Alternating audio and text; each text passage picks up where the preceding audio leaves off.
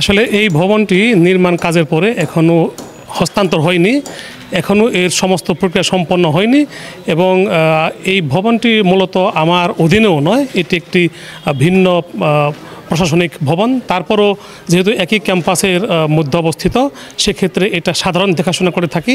তবে যেহেতু এই ভবনটি হস্তান্তর হয়নি এবং এই ছবিটি ঢাকা ছিল, যে কারণে চোখেও পড়েনি, অর্থাৎ যেহেতু এটা হস্তান্তর হয়নি তাই এটি সাধারণ অবলোকনের আওতায় আসেনি। তবে যখন এটা অবলোকনের আওতায় এসেছে তৎক্ষণাৎই আমরা প্রাথমিকভাবে এটাকে অন্তত কালি দিয়ে রাঙিয়ে দেওয়ার চেষ্টা করেছি, কারণ এর সঙ্গে একটা ঠিকাদারের বিষয় আছে।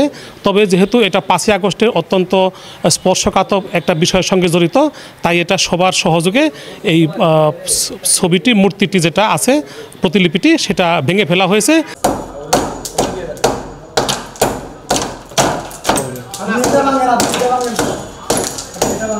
এবং আমাদের শুধু এটাই নয়, আমাদের সমস্ত বিদ্যালয় এ সংক্রান্ত যত লেখা, যত ছবি আছে সেগুলো আমরা মুছে ফেলার হুকুম দিয়েছি।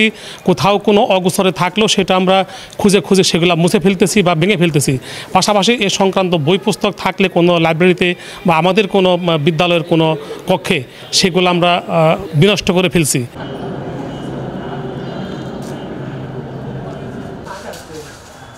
আমার একটা ভিডিওতে দেখা